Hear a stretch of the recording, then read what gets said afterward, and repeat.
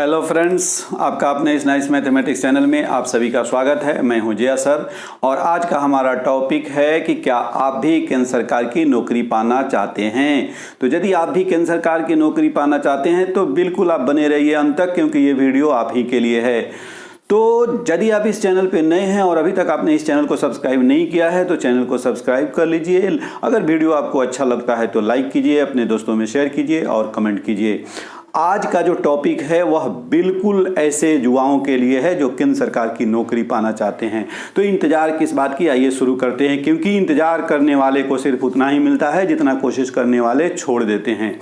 केंद्र सरकार यानी भारत सरकार के विभिन्न कार्यालयों और मंत्रालयों में जो ग्रुप बी और सी की नौकरी होती है, जो पद होते हैं, उसके लिए नियुक्ति कौन करता है, नियुक्ति कैसे होती है, एग्जाम्स का पैटर्न क्या है और कौन एग्जाम दे सकता है, एग्जाम कैसे क्रैक किया जा सकता है, इन सब मुद्दों पर हम लोग बात करते हैं। एसएससी का नाम आपने सुना होगा, नहीं सुना है तो आज सुन लीजिए।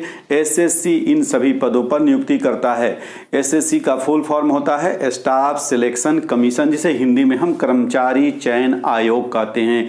इसकी स्थापना 4 नवंबर 1975 को हुई थी और इसका मुख्यालय नई दिल्ली में है। हर साल एसएससी जो है वह विभिन्न तरह के एग्जाम्स लेता है, उसका एक कैलेंडर बना करके निकाल देता है।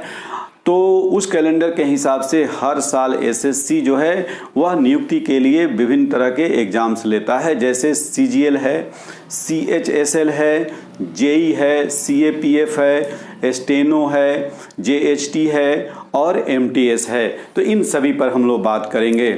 लाखों बच्चों का ये सपना होता है कि वे नौकरी करें, परंतु भारत एक कृषि प्रधान देश है और भारत की अधिकांशतः जनता जो है वह गांवों में बसती है और ग्रामीण इलाके के बच्चों को इसकी पूरी जानकारी नहीं मिल पाती।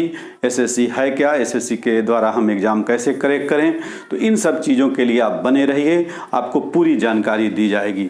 यदि आप ग्रेजुएट हैं, 12 हैं या मैट्रिक हैं तो सबके लिए है। एसएससी सबके लिए एग्ज़ाम कंडक्ट करती है और हर साल करती है। तो अब हम लोग बारी बारी से बात करेंगे। ये जितने एग्जाम्स के अभी हमने नाम लिया, जैसे सीजीएल है, सीजीएल का फुल फॉर्म होता है combined graduate level. Combined graduate level, बिल्कुल सही सुना आपने, इसमें ग्रेजुएट होना जरूरी है। ग्रेजुएट यानी स्नातक। आप किसी भी विषय में स्नातक हैं, कितने भी मार्क्स से आपने स्नातक किया है तो आप इस एग्जाम में बैठ सकते हैं। इसके एग्जाम कई फेज में होते हैं, जिसे टियर 1, टियर 2, 3 और 4 बोलते हैं। तो हम लोग अगले वीडियो में सीजीएल की संपूर्ण जानकारी देंगे। फिलहाल हम लोग ये देखते हैं कि सीजीएल के लिए जो न्यूनतम योग्यता है वह स्नातक है और आयु सीमा जो है वह 18 से लेकर के 27 साल या कुछ पदों में 28 साल, कुछ पदों में 30 साल तक है। तो इस पर हम लोग विस्तृत चर्चा अगले वीडियो में सीजीएल पर करेंगे।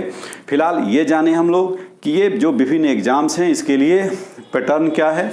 जैसे मैंने आपको सीजीएल के बारे में बताया, कंबाइंड ग्रेजुएट लेवल, जो ग्रेजुएट है वह इस एग्ज़ाम को दे सकता है। एग्ज़ाम क्रैक करने के बाद बड़ी अच्छी नौकरी इसमें मिल जाती है, जैसे फूड इंस्पेक्टर की है, एक्साइज इंस्पेक्टर की है, ये पोस्टल इंस्पेक्टर की है, ऑडिटर की नौकरी है। इस तरह के बहुत सारे नौकरियां हैं इसमें।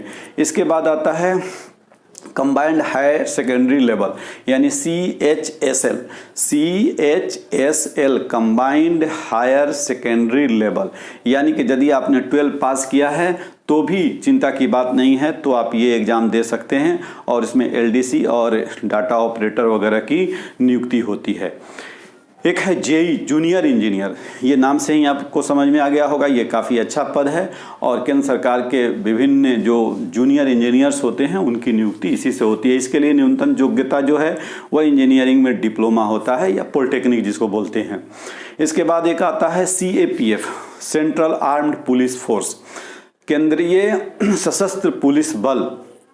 तो उस केंद्रीय सशस्त्र पुलिस बल में आपको इंस्पेक्टर या सब इंस्पेक्टर के जो पद हैं उसमें इसी से नियुक्ति की जाती है। एक है आपको JHT जूनियर हिंदी ट्रांसलेटर, यानी इसके लिए आपको हिंदी और अंग्रेजी का बहुत अच्छा ज्ञान होना जरूरी है। यदि आपको हिंदी और अंग्रेजी की बहुत अच्छा ज्ञान है तो आप ये परीक्षा दे सकते हैं और ट्रांसलेटर की आपकी नियुक्ति हो सकती है। एक पद आता है स्टेनो का, जिसमें 12 के बाद यदि आपको स्टेनोग्राफी आती है, जिसको शॉर्ट हैंड टाइपिंग कहते हैं, तो इसको हिंदी में आंसू टंकन भी कहा जाता है। तो यदि आपको शॉर्ट हैंड आती है तो आप ये परीक्षा पास करके आप स्टेनोग्राफर बन सकते हैं। और एक है MTS जिसे मल्टीटास्किंग स्टाफ कहते हैं। इसमें चपरासी जैसे प्यून चपरासी है, दफ्तरी वगैरह है, गार्डनर है या आपको माली वगैरह है, इन पदों पे नियुक्ति की जाती है। तो ये रही संपूर्ण जानकारी SSC की। अगले वीडियो में हम लोग देखेंगे CGL क्या है, CGL को हम लोग कैसे करेंगे, उसका एग्जाम पैटर्न क्या है, कई फेजों में उसके एग्जाम कैसे होते हैं, उसका सिलेबस क्या है और CGL की तैयारी कैसे करेंगे। तो आप बने रहिए इस चैनल के साथ। और यदि आप नए हैं और अभी तक आपने चैनल को सब्सक्राइब नहीं किया है तो कृपया आप चैनल को